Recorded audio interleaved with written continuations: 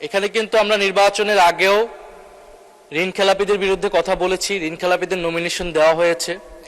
নির্বাচনের পরেও আমি আমার প্রথম অধিবেশনের বক্তব্য এইখানে মাননীয় অনেক সম্মানিত সংসদ সদস্য তাদের কত কত ঋণ খেলাপি রয়েছে সেই সংখ্যা আমি উল্লেখ করেছি, তাদের সম্মানিত নাম প্রকাশ করিনি।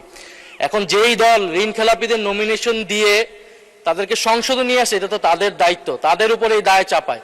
এখন যদি সংসদে এতগুলো ঋণ খেলাপি থাকে তাহলে এই সংসদকে তো ঋণ খেলাপিদের সংসদ বলবে, বা সরকার দলীয় লোকেরা যারা মেজরিটি 2/3 মেজরিটি করেছে তারা ঋণ খেলাপিদের সংসদে নিয়ে এসেছে, এটা সাধারণ মানুষ এটা স্বাভাবিকভাবেই বলবে।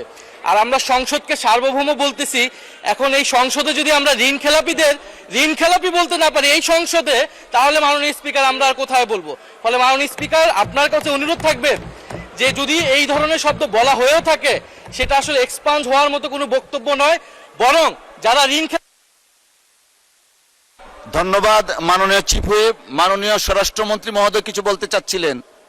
জি জি, মাননীয় স্বরাষ্ট্রমন্ত্রী, আপনি আপনার কথা 2 মিনিটের মধ্যে শেষ করবেন দয়া করে। তার চাইতেও কম লাগবে মাননীয় স্পিকার। দাঁড়াতে চাচ্ছিলাম না।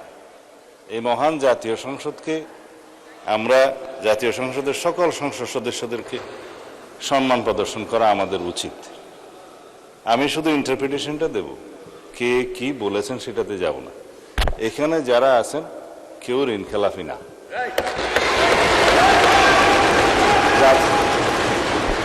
নির্বাচনী আইন, রিপ্রেজেন্টেশন অফ পিপুলস অর্ডার এবং অন্যান্য বিধিমালায় অনুসারে যারা ঋণ খেলাপি আদালত কর্তৃক সাব্যস্ত হবে, ঘোষিত হবে, তারা দে আর ডিসকোয়ালিফাইড, তারা এমপি হিসেবে নমিনেশন দিতে পারবে না, অবৈধ। নির্বাচিত হয়ে এসছে তার মানে ঋণগ্রস্ত হতে পারে, নট ঋণ খেলাপি। এখন যদি এখানে কেউ ক্লেম করে যে এই সংসদে ঋণগ্রস্ত ঋণ খেলাপিদেরকে নমিনেশন দেওয়া হয়েছে, এটা কোনো লিগ্যাল ইন্টারপ্রিটেশনের ঠিকানা। যাদেরকে নমিনেশন দেওয়া হয়েছে তাদের মধ্যে কারো কারো বিরুদ্ধে ব্যাংকের মামলা ছিল, অন্যান্য প্রাইভেট পক্ষের মামলা ছিল, সেগুলো ডিসপোজড অফ হয়ে গেছে ইন দ্য হাইকোর্ট। যখন হাইকোর্ট সুপ্রিম কোর্ট থেকে সেটা ডিসপোজড অফ হয়ে যায় এবং তাকে লেজিটিমেট ক্যান্ডিডেট হিসেবে ডিক্লেয়ার করা হয়, সে আর ঋণ খেলাপি নয় এবং তারা এখানে ইলেক্টেড হয়ে এসছে। এখন আমরা কেন বলছি এটা ঋণ খেলাপিদের সংসদ?